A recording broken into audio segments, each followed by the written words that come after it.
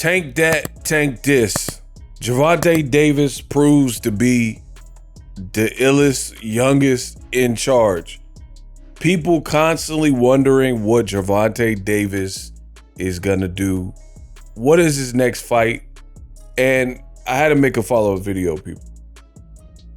I find it hilarious that the Tank haters, which are usually fans of Gervonta's rivals, like the Haneyacks that love Devin Haney, or Shakur Stevenson fans, right? The Inshakurs, right? These are usually, it kind of goes hand in hand. And I've noticed even a pattern when it comes to this. For example, Gervonta is entering that Mayweather level of hate where people want to see him fight whoever. And then either he fights the person and beats them, or they get knocked off before the fight is ever made. And then what people will do is try to create the next Frankenstein, create the next boogeyman, and say, oh, but you won't beat this guy. This is exactly what they did with Floyd Mayweather. So they say guys like Cotto or Shane Mosley or Pacquiao or Marquez, Canelo, De La Hoya, all these guys can beat Floyd Mayweather. This is what they claim. And then when he fights him and makes it look easy, most of those fights, then a lot of them, they say, oh, it was past prime, or he waited too long, or they weren't the same. They were damaged goods. Cotto wasn't ready. Canelo was too young, too green, right? And the excuses come out. And now you're starting to see that with Gervonta Davis. One by one, Tank Davis has proven the haters wrong. For example, people said that Tank only wants to fight slower, flat-footed Mexican or Latino fighters. This is what they said. Then they pitched this notion that he doesn't want to fight southpaws. He doesn't want to fight a slick black fighter because that's what he's afraid of, right? And when Tank was, before it was announced who his last opponent was going to be, people were saying, oh, he's going to pick Rayo, who was coming off a great win where he knocked out Chris Primetime Colbert with one shot, right? So I wouldn't have actually been mad if Tank did pick Rayo because he was coming off a big win, and that's how you get noticed by the A side, right? But Tank defied the odds and actually picked Frank Martin, which fits the criteria. He's undefeated, he's southpaw, he's bigger than Tank, he has power in both hands, and he's explosive, and he can box, and he's black. So the alleged boxing profilers, they thought they were forensic profilers, and they built the profile of the boogeyman that they said Tank wouldn't want to fight. And guess what? Tank destroys Frank Martin, right? He destroys him with a single, really two shots, but singles, two single shots. Really, the second was really for good measure because he was rocked from the uppercut. I think it was a left uppercut. So he just broke the mold again and fought a black fighter, which people said he ran for. Now people are saying he's ducking Rayo.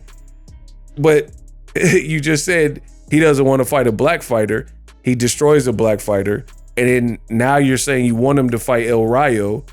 But then before the Frank Martin fight, the same people were saying that Tank only picks Latino fighters. And now they're saying he's ducking a Latino fighter. And it just sounds very exaggerated. And I love it because people tell on themselves.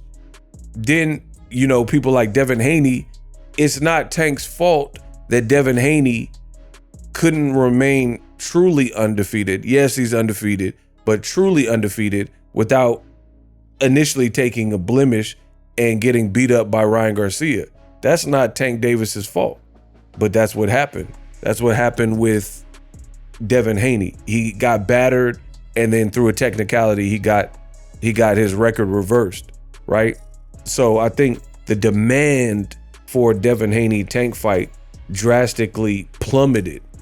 And then after that happened, after Ryan Garcia left hooked Devin down, Black Hawk down, and, you know, knocked the helicopter down with the left hook, then people switched to Shakur Stevenson. So you see what I'm saying? It just becomes a game of musical chairs. Tank's one person. He's the A side over all these dudes. He can't fight everybody at once. And he's fighting and making big events. Everyone's talking, everyone's speculating.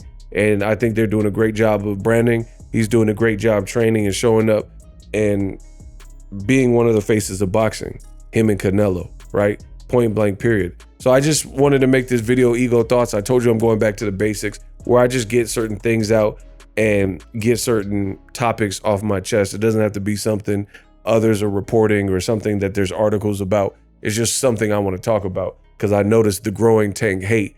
And it's funny, you got to look and analyze the source. My mom always told me to consider the source. Most of the people, the content creators who keep bashing Tank Davis are either Haniacs or Shakur Stevenson fans, like 90% of them. Or, you know, the other 10% could be Ryo or another fighter. So that's what this is about. And they're not even slick with hiding it, right? First is Devin Haney, now it's Shakur Stevenson. And speaking of Shakur Stevenson, that is not even a talking point right now, which sounds, it sounds so remarkably stupid. Here's why. Why are we talking about Shakur versus Tank Davis and making it sound like, you have people making it sound like Tank is afraid of Shakur Stevenson, and Shakur's literally on the sidelines with a fractured hand or something that he gave himself by throwing a body shot in sparring, and he's out for the remainder of the year, aka the remainder of the season. And then when he comes back, he's already declared he's probably going to come back February 2025.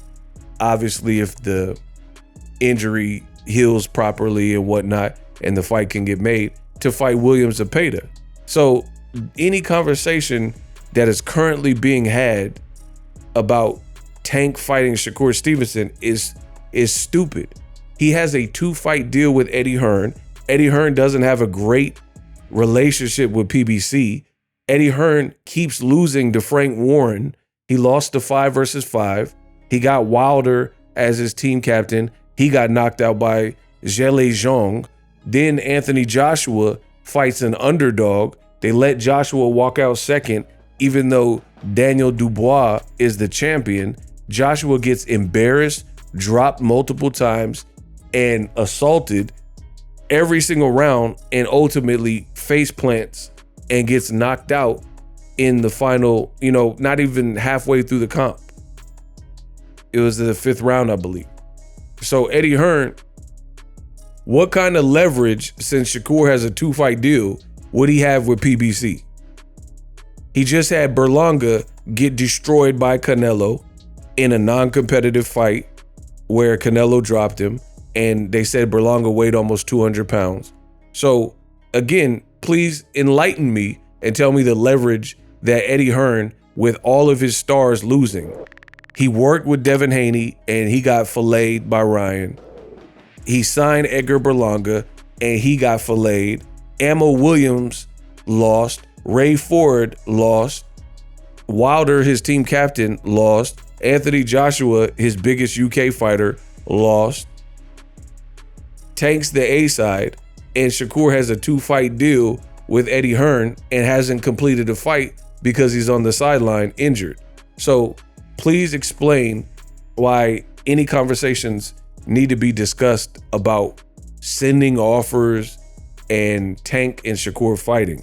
It's not realistic. So I love it. I'm going to continue to put out the best content. You could listen to me or you could listen to Brand X.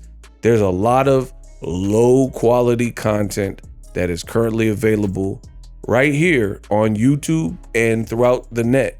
You could believe me, you could believe others. The choice is yours. But I find it remarkable that Tank gets this type of hate, but people are trying to drive their numbers up. So you'll notice they'll talk about Tank. even when there's really nothing to talk about. We don't know who his next fight is. Everything's speculation. Tank will announce it when he's ready. So I want you guys as fans to peep the signs and see the clickbait, see the low level video quality, low level audio quality, cheap thumbnails, and bad scripts that are currently out regarding fighters like Gervonta Davis. Like, to me, I don't really care who he fights next. He just fought a ranked Frank Martin, and he's the A side. We just seen Canelo fight Berlanga. That wasn't really the #1 fight that people wanted.